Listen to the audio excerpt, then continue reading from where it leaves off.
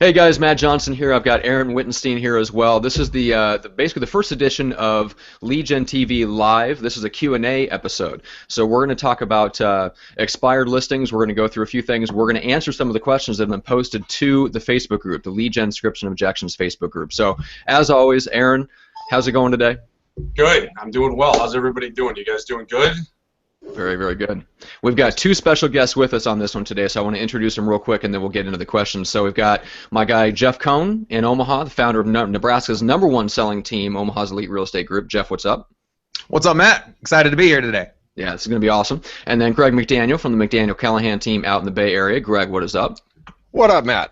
All right, so we have 3 top agents, and we're going to go through and get 3 different perspectives on real questions that have been posted in the group. So if you're not already a member of the group, head on over to facebook.com/groups/gotobjections and join that. And then we've also got special deals on Inman Select if you want to get hooked up with that and get your real estate articles, your daily dose of real estate information. And then we want to give a special shout out to Viral Marketing as well for cutting a check to help make hangouts like this happen.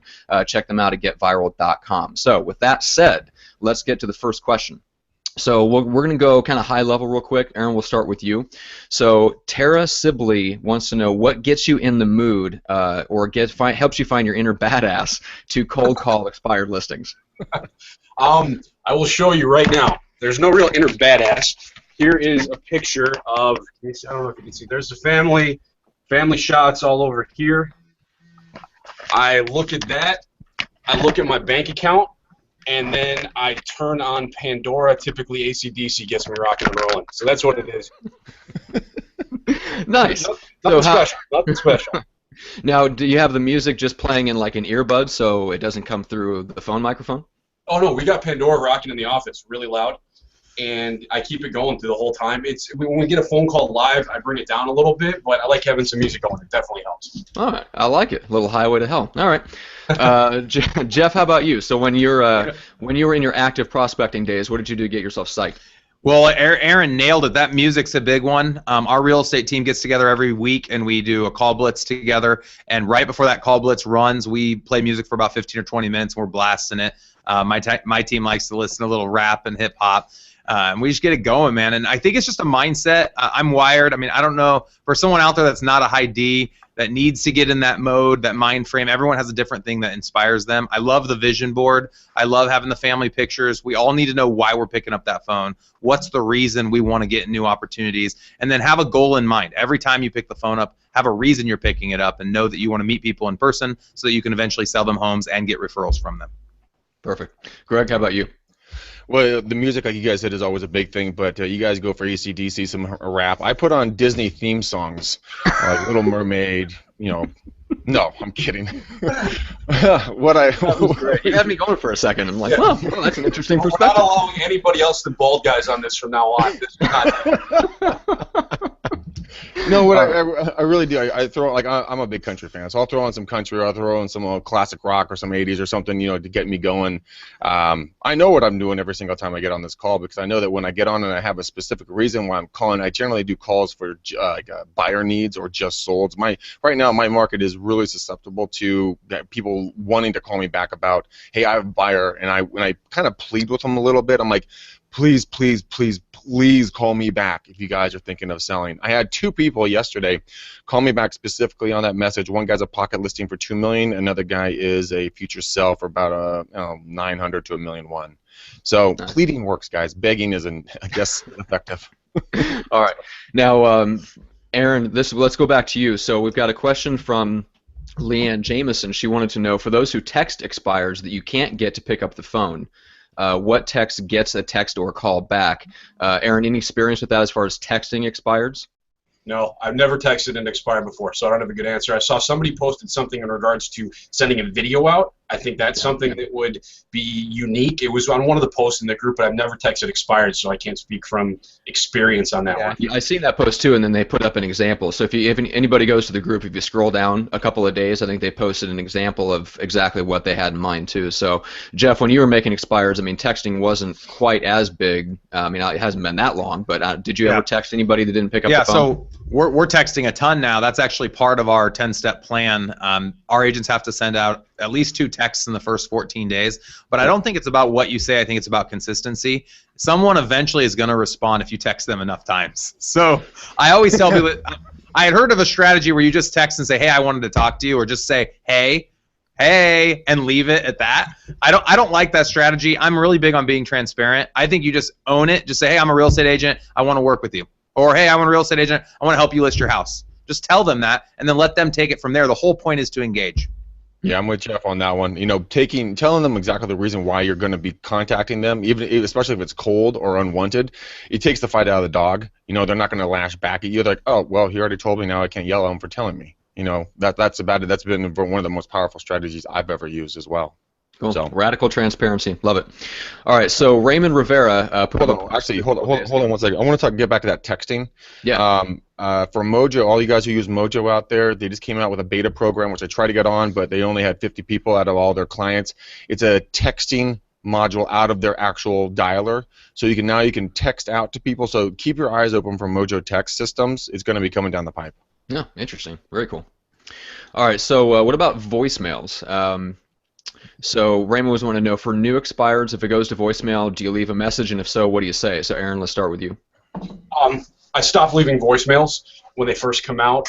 I should say that the first voicemail I leave when the first expired hits, I say, this is Aaron Wittenstein with the Wittenstein is Westchester Real Estate Team. As you probably know, you're going to be getting called by 13 different agents in the next hour. I will be in touch with you. The one thing I want you to realize is we are aggressive agents. Keep in mind, we're in New York, so people like the aggressiveness. Yeah. So we are going to reach out to you until we get in touch with you, because I definitely think there's an opportunity to help you sell your home. So give us a call back, 914, yada, yada, yada, yada, yada, yada.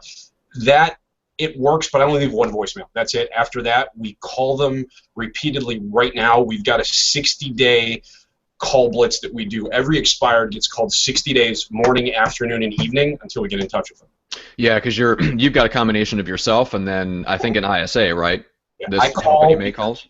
Yeah, I call between 8 and 11. My second ISA comes in from 11 to 4, and then I have another ISA from 4 to 8. We just started using Seize the Market, and it gives us the ability to re-queue phone numbers. It's really going well, because our goal by the end of the day is to not have as many expired numbers to call. It's like in with one, out with the other. So 60 days, we go through, and then it goes to the old ones. It's been working very well. Interesting. Okay. Jeff, let's go to you on that one, since there's more expireds in the Omaha market. Yep. Again, we've been talking about transparency. I love, Aaron, how you own it on your voicemail of, you're gonna have 13 people call you in the next hour. You just own that fact. Expanding on that, we want to add value. We want a reason that they have to call us back. So we will say, we know why your house didn't sell. Give us a call. Or we'll say, every month we're running different things that we're doing individually as agents. So in the past, we've also offered $100 gift cards to anybody that would give us 1 hour to talk to them about getting their house sold. And I actually got a lot of callbacks on that. So we would just pretty much say, it's not a gimmick. I'll give you $100 to your favorite restaurant if you give me 60 minutes to hear me out. Give me a call and just give a phone number, so that they're getting something, because everybody wants to take. You have to think of a way that you can give them something. And then the last thing I would say is pre-record that voicemail unique selling proposition. Pre-record it and use a dialing system that allows you to drop the voicemail without having to repeat the voicemail every single time. So like with Mojo Dialer as an example, if you upload all those expireds into Mojo, you can pre-record that unique selling proposition, and then if someone doesn't answer, just drop the voicemail, move on to the next call. Yeah, and that's something you do, Greg, a lot too, right? Yeah, we do that a lot. I mean, we do a lot of voicemail drops. But yeah, I think I did like 600 or 800 yesterday. But Jeff, real quickly, I got a question for you. What's your redemption rate on the people actually taking you up on the $100 card? And then what is your conversion rate? I know you're higher than the average Joe out there when it comes to converting, but when you first started offering it, were they just takers, like you said, or were they actually listening to you? Lots of takers out there. We had a lot of people that didn't relist and they'd take the $100. And it's been, in all transparency here, guys, it's been a couple years since I was personally going after expired leads. Now I have a team of people who I've trained to go after the expired leads, so I don't have the numbers on that campaign. What I found was, again, it's redundancy. It's the person that wins either calls first or calls the most and builds a relationship. Too often we get so used to someone just saying no, but if you know how to tackle that no and you give them the second sentence, you're already probably in the 99th percentile. Well, that brings up another good point, is like, how do you follow up, which is Raymond's follow-up question to that. You just stalk them. Yeah. Well, okay. Here's my take on this. One of three things are going to happen. They're either going to buy, die, or tell us to forget off, if you will. And the goal of any phone call that we make is to get that second contact. You're not always going to get the appointment. What people don't realize is the money that you're making, it's not from the first phone call. It's not from the second phone call, it's from the 17th phone call, the 25th phone call, the 103rd phone call. And what winds up happening is when you do that activity regularly and you have a goal of just making another contact, you just get slam dunks in the middle. It's just what happens. Of all the listings I've taken this year, 80% of them were for work I did a year ago. So it's just about consistency. People quit too quick. Yeah, they do. 80% of all your sales are going to take place between the 5th and the 12th phone call. So imagine if you did the 27th, the 102nd, like you were talking about, you kept going, you never let them fall out, you'd probably get even more than 80%. You'd get 90, 95% of the sales just because you were persistent and being kind and bringing value to them. I jokingly said you stalk them, but you do it in a friendly way. It's because you want to make sure that we have a good saying on our team. What we say is we want to keep good people away from bad brokers. So go out there with the idea that you have the cure for cancer, the cure for polio, the cure for whatever when you talk to these people, because you have value. Anyone who's watching this is eager to perfect their craft. So go out there with that mindset. Don't go out there like you're ticking them off or that you're going to take a part of their day. Yeah.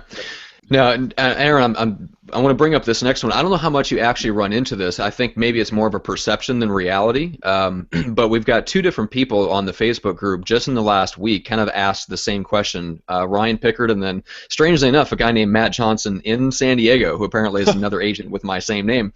Let's hope we don't swap bank accounts or something like that. But so they both want to know, or they're both in the situation where they've got an appointment scheduled to talk to an expired listing, but they are the first of X number of agents they're going to meet with.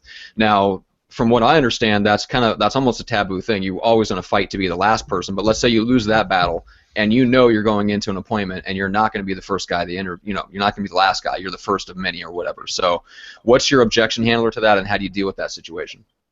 Well, I think you just have to be consistently closing throughout the appointment. So when you're there, it doesn't matter when you go. For example, we sit here, we go through the information, I send out my pre-listing package, I ask, do you have an opportunity to look through the information? Great. Do you have any questions? Great.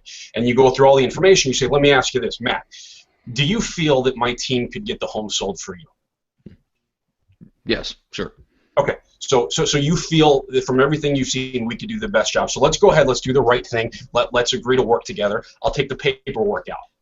Then someone will say, whoa, wait a minute. We got to meet with other agents. All that means is there's a deeper objection there that you haven't handled. And this is something, keep in mind, I'm still selling. I've only been a listing agent now for the last few years, so I'm getting better at this. So you just got to dig deeper for that objection and to isolate it, because eventually a lot of times you may do a phenomenal job and they say, we're just meeting with other people. There's nothing you can do. And you just have to realize that. Or, what's the call and be like, here's what I'll do. Let's go ahead, sign the agreement. I will let all the other brokers know that you're going to cooperate with them on the buying side. And why don't you give me their phone numbers? I'll go ahead and cancel the appointment and let them know that we can bring in a buyer for the property. Nice. That's a good one. Jeff, how about you? What would you do? Yeah. The other one is if it's not going to happen, you just say, well, let's do this. All that I ask is that let's make a second appointment. When's your last appointment? Friday. What I'm going to do is I'm going to give you a call back on Friday. You said it's at 3 o'clock. At 5 o'clock, we'll go over all of them together and see if that's a good option. Can you promise me that you won't sign with another broker in the meantime? So. Okay. Yeah. Now, in the meantime, let's say in that gap there, or let's say you have a listing appointment, you don't take the agreement right there, you don't take the listing. Are you sending them success stories? I know you've got a lot of that built into your pre-listing package. Is there some sort of email drip campaign or anything that's keeping in touch with them in between that time? We send out a handwritten note that goes out automatically. I send them out. I call them up the next day just to say thank you for meeting with us. Usually I leave something there, just to follow up with. But that's something that we're working on. I mean, that's an objection that I have a very difficult time overcoming that I'm working on. So I'm getting better. Those are the two that I found that work so far. So. All right. Jeff, what about you? Yeah, so number one, I'm not walking out of the house unless they sign a listing agreement. So I have just told myself in my mind, anytime you walk out of a house and they don't sign, they're never going to sign. I know that's not true, because some people, like Aaron pointed out, will just say, you know what, I love you, Jeff. I am going to probably go with you, but I have to interview these other two people. I'll offend my friend or whatever if I don't interview these other two people. So I loved what Aaron said. Schedule another appointment then, so that they feel like that they can then tell everyone else, well, I have a second appointment I still need to, follow through with on Saturday or whatever, and be be the last one in. Always ask to be the last one in, but if you find you're in a situation where you're not, do everything you can to get them to sign with you. And I think, again, back to my transparency answer before, I'm going to say it again, tell them exactly what they should expect in those other interviews. Tell them the other agents aren't going to have as much value as you have. Tell them the other agents are going to try to win the listing by offering them a better commission split, a lower commission split, but just getting a lower commission split's not going to be what's always best for the seller. What's best for the seller is getting the biggest net at closing, and show them how your team's going to help them net more money than any other team they could possibly interview. And then another thing that we do is we have a list of the top 100 agents in Omaha, and it shows their units, overall production, where they sell property, and we ask them who they're going to be interviewing after us, and we tell them that we have their resume in hand, and we'd like to share with them that agent's numbers. And we'll show them that that agent sold 12 houses last year and our team sold 500, and we'll ask them why they would want to wait to interview anyone else. Let's just move forward with the contract today. And Aaron made that point, and I like taking that from him. Aaron's super aggressive, and I am too. Most people, if you give them a little nudge and they like you, they're just going to sign with you today and not mess with interviewing other people. Show them that, why would they want to waste 2 more hours when they know they're going to list with you anyways? Let's just take care of it right now. That is killer. You have their resumes right there, and you just say no to that. I'm signing with you. Yeah, exactly. Aaron, when are you selling? I think Jeff can get his license. No, you convinced me to sell my house, and I'm listing with you. You're in Nebraska. I'm in New York. All right. Well, if you guys want to do a little bit of role playing, Jeff and Greg, what I would like to hear is when you're setting that appointment, right, Jeff? Yeah. How do you overcome the objection that, I want to meet with you tomorrow, but then I've got appointments out the yin yang for the next 3 or 4 days after that with all these other agents? Like, how do you that's simple. that? How do you overcome let's do that? Yeah, let's do that. Hey, Greg, how's it going? We're already at the point where I'm now asking for the appointment, okay? So, Greg, I'm looking at my calendar right now. I'd love to get together tomorrow. I actually have a couple hours available in the afternoon. What's 2 o'clock look like tomorrow? It looks a little bit busy. My wife doesn't get home until about a little after 4. 4:30ish, kids. How about 5 o'clock at your house? We can do 5. Yeah, okay. We can do 5. And then I just wanted to verify, are you interviewing anyone else? We are. We are going to be interviewing another 2 agents. Oh, excellent. When do you have those appointments set up? I'm not comfortable in telling you that. Oh, all right. Well, that's fine. I don't know why you wouldn't be comfortable. I think it's okay for you to interview others. I actually encourage my sellers to interview others. I don't know if you guys are getting it, but I'm getting feedback. Oh, yeah. I think it's from Aaron. If you want to mute yourself real quick. Me? All right, hang on. Mute.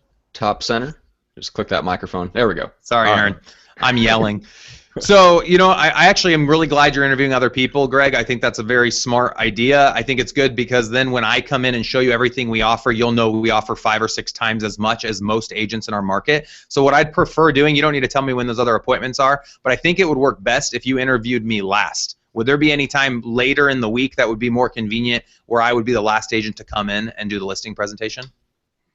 Sure. I mean, you're coming over on what, Tuesday 2, right? Tuesday at 5. Well, we had talked about doing tomorrow at 5, so I don't know when those other appointments are, but let's assume they're this week. Maybe we could get together this Saturday or early next week.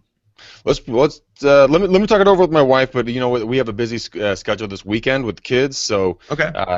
Probably early next week would be best. Oh, perfect. Okay, so I'm looking at Monday. I actually have Monday evening available at 5 o'clock. You said 5 sounded like it would work for tomorrow. Would 5 work this coming Monday? No, we have back to school, but Tuesday does. Tuesday? All right, a week from tomorrow, 5 p.m. Now, the number one thing for me, Greg, is that I want the opportunity to show you everything we have to offer, all right? And as I pointed out earlier in the conversation, our team's going to help over 500 families this year buy and sell real estate. There's going to be agents that are going to try to promise you the farm to get you to sign with them because they're going to be worried if they walk out the door after they do their presentation that you're not going to end up signing with them. I know that it is in your best interest to at least give us a shot at sharing with you what we have to offer to you, and then you can make a decision after that. So can I get your word that you're not going to sign with anyone until we have an opportunity to meet a week from tomorrow at 5 p.m.? You're convincing, Jeff. You have my word. Awesome. I appreciate that, Greg. That means a lot to me. If anything comes up between now and then, feel free to reach out to me. If for some reason one of those other agents cancels or you decide you want to go straight to the #1 team in Nebraska and cancel those other appointments, I'd be happy to come over tomorrow. I'm sure you would, and I appreciate your transparency. All right, cool. Appreciate it, Greg. Have a good one. We'll see you next Tuesday. Look forward to it, Jeff. Nice. All right. Very nice. Now let's bring Aaron back in. So in your market, feel free to unmute yourself now. Good. So is that something that would you approach that appointment or setting that appointment in that same way? Would you get away with that in New York? Like what's your contribution to that?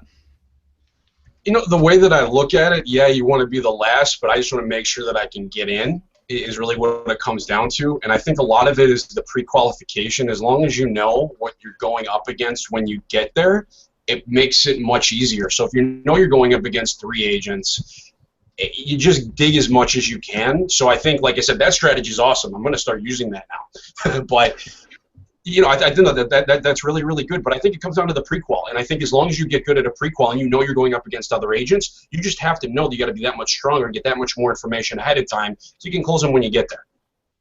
Cool. Very cool. Well, All right. also, I mean, it really what it really comes down to, guys, is bringing value to that person on that first call or in that first meeting.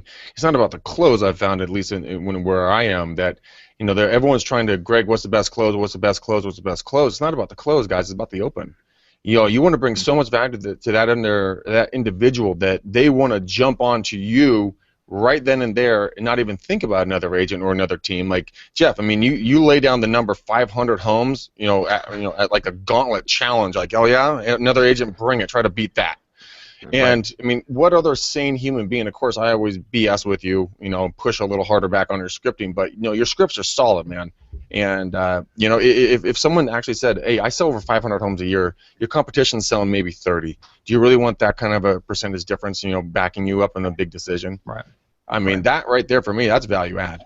Yeah, and that's not it. I mean, you've got 3 or 4 or 5 things, Jeff, that your team does that you can legitimately say either no one else or virtually no one else in your market does, like genuine value adds. Yeah, and I think so you've always that's got that in important. your pocket.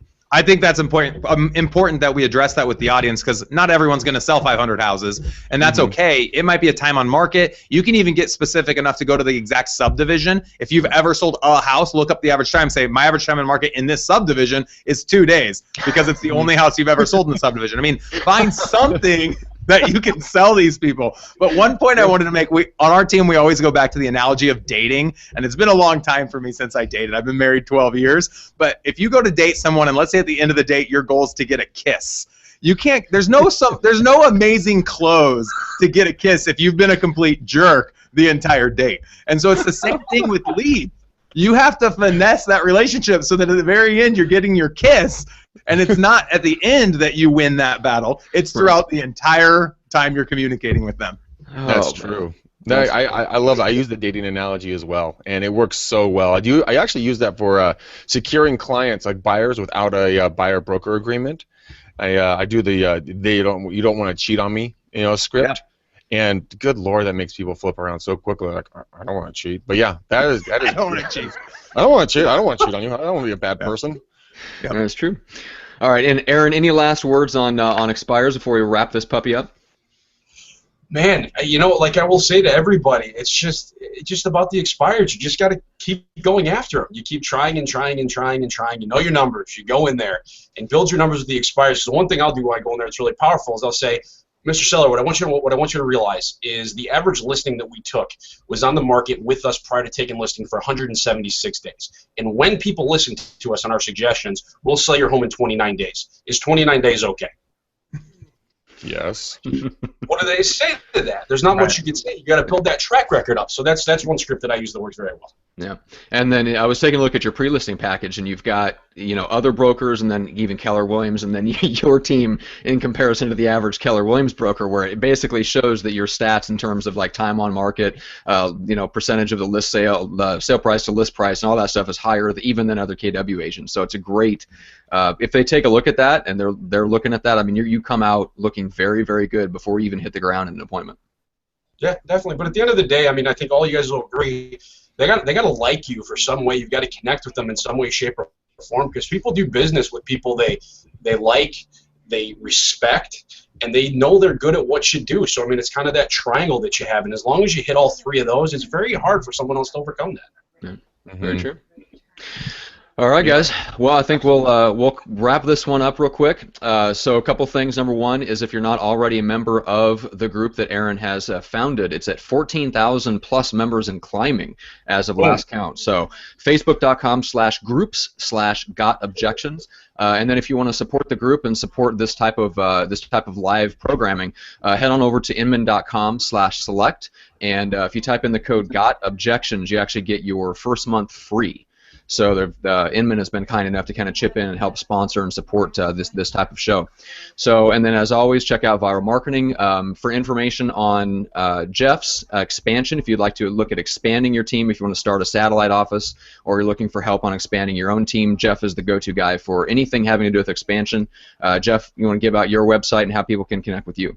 Yeah, sure. It's down there at the bottom of the screen on my 1/3. It's EliteRealEstateSystems.com. You can find me on Facebook and at EliteRealEstateSystems.com as my Google Plus and all of that stuff. I do have a 12-hour workshop that we have actually booked out through the end of the year, but we're starting to open sessions for the first quarter of next year. And then, like Matt said, if you're interested in opening up an expansion team but want some help doing it, we'll show you the way. We'll show you the way. Yep, and then for those that don't know, if you're coming more from Aaron's side on the Facebook group, me and Greg host a real estate podcast called Real Estate Uncensored, which you can find at reupodcast.com. And then if you have referrals to send to the East Bay area, Danville, Alamo, that area of east of San Francisco, just hit Greg up. It's McDanielCallahanTeam.com, I believe, is your official real estate team website, right? That would be the official one. You gave it out perfectly. All right, awesome. Well, I managed to not screw anything up as far as the call to action, so I'm going to quit while I'm ahead. And this is a lot of fun, guys. Thank you so much for doing it, and guys, we'll see you on the next one. Good. Hey, thanks, guys.